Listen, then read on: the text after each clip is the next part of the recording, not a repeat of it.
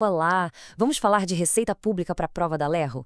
Se só de ouvir esse nome já dá um frio na espinha, calma. Hoje a gente vai mergulhar fundo no que a FGV realmente cobra e transformar esse tema, que é um bicho-papão para muitos, na sua grande vantagem competitiva.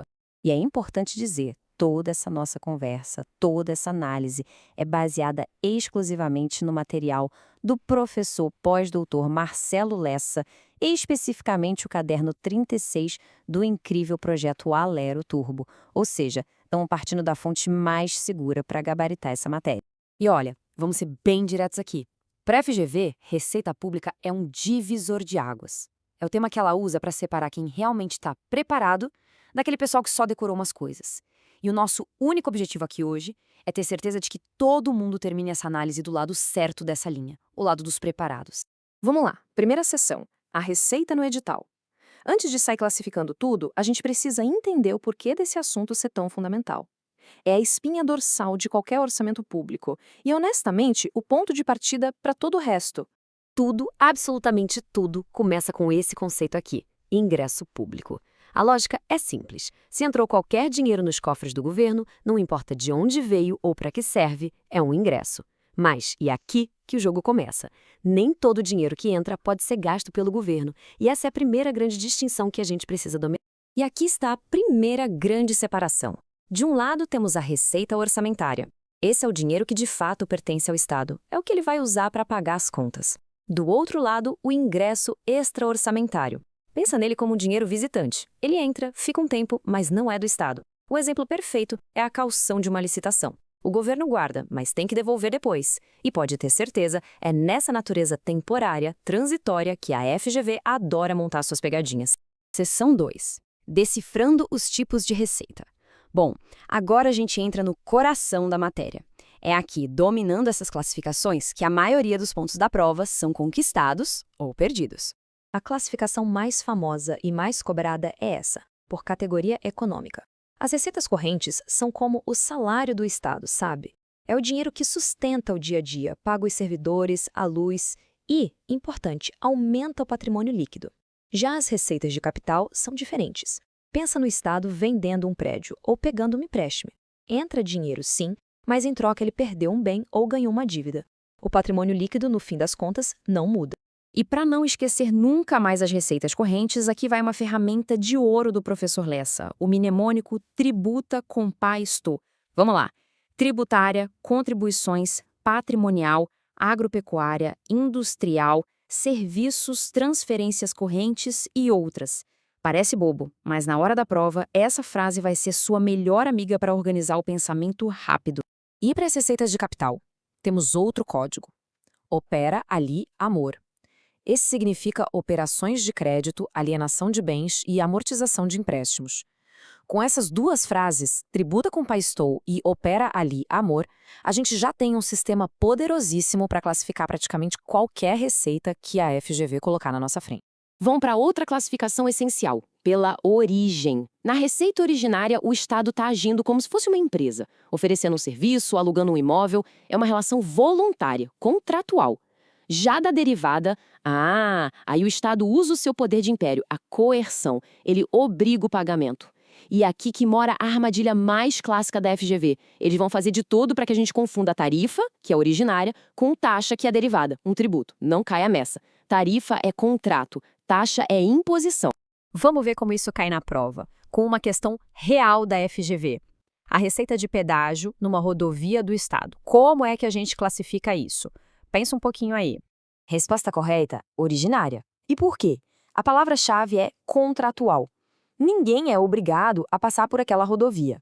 A partir do momento em que se escolhe usar aquele serviço, se estabelece uma relação de contrato com o Estado.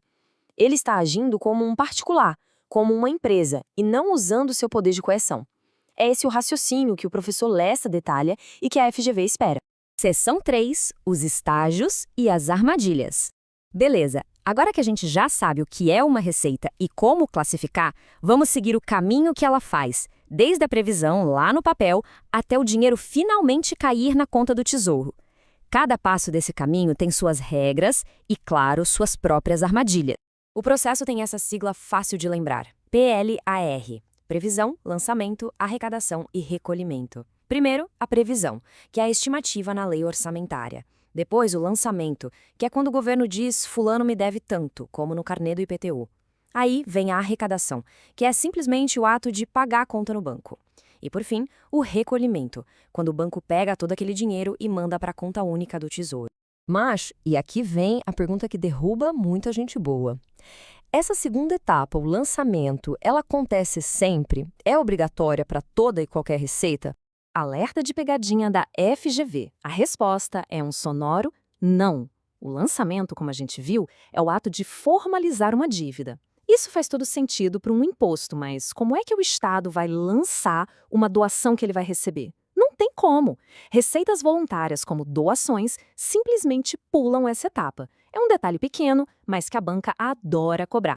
Mais uma questão real da banca para testar a atenção aos detalhes. A pergunta é: como se chama o estágio em que o dinheiro sai dos bancos e finalmente chega à conta única do Tesouro? A resposta correta é recolhimento. A grande confusão aqui é com arrecadação. É só pensar na jornada do dinheiro. A arrecadação é quando o contribuinte paga no banco. O dinheiro ainda está lá, no sistema bancário. O recolhimento é o passo seguinte, é a transferência desse valor do banco para a conta do Tesouro. É a etapa final. Essa diferença é crucial. Agora vamos para uma das distinções mais avançadas. Imagina que o Estado emprestou o dinheiro para alguém. Quando ele recebe de volta o valor principal, isso é uma receita de capital, chamada de amortização de empréstimo. Mas, e os juros que ele recebeu junto? Ah, os juros são lucro da operação, são rendimento. Portanto, os juros são receita corrente. O principal é capital, os juros são correntes. Isso tem que estar na ponta da linha. Quarta sessão, revisão final. Agora vamos fazer um jogo rápido, um tira-tema com aqueles pontos mais refinados, aqueles detalhes de alto nível que o professor Lessa destaca e que, na prova, fazem toda a diferença. Primeira pergunta rápida. AIRO, a famosa antecipação de receita orçamentária, ela entra na conta como receita orçamentária? Sim ou não? De jeito nenhum. A RO é um ingresso extra-orçamentário. O motivo é simples, ela é um empréstimo de curtíssimo prazo, que tem que ser pago dentro do mesmo ano. Como não é um dinheiro que fica permanentemente com o Estado, é tratado como um simples movimento de caixa e não como uma receita de verdade. Próxima pergunta. A gente viu que a regra geral é que receita de capital é não efetiva, certo? É só uma troca de patrimônio. A pergunta é: existe alguma exceção a essa regra? Sim, existe, e essa exceção vale ouro, são as transferências de capital. Pensa no seguinte, a União manda dinheiro para Rondônia construir um hospital. Para Rondônia, isso é uma receita de capital. Só que o patrimônio do Estado aumentou de fato. Ele ganhou um hospital sem precisar vender nada ou fazer uma dívida em troca. Por isso, essa é uma receita de capital efetiva. Anota aí, transferência de capital é a grande exceção à regra. Última sessão, a missão do analista. Para a gente finalizar, vamos dar um passo para trás e conectar todo esse conhecimento técnico com o verdadeiro propósito do cargo público. Para ilustrar essa missão, o professor Marcelo Lessa fecha o material dele com uma citação milenar e muito poderosa. Dai a César o que é de César e a Deus o que é de Deus. E a reflexão que fica é essa. A receita pública é o que é de César. É o recurso da sociedade que o Estado administra. Dominar como ela funciona vai muito além de passar numa prova. É o primeiro passo para garantir transparência, para fiscalizar para onde o dinheiro vai e, no fim, para ter certeza de que cada real arrecadado volte em forma de escolas, hospitais e segurança para a população de Rondônia. Essa é a verdadeira missão. Essa foi a nossa análise estratégica, toda baseada no material de excelência do professor pós-doutor Marcelo Lessa. Use esse conhecimento a seu favor. Continue estudando com foco e estratégia. A gente se vê na próxima.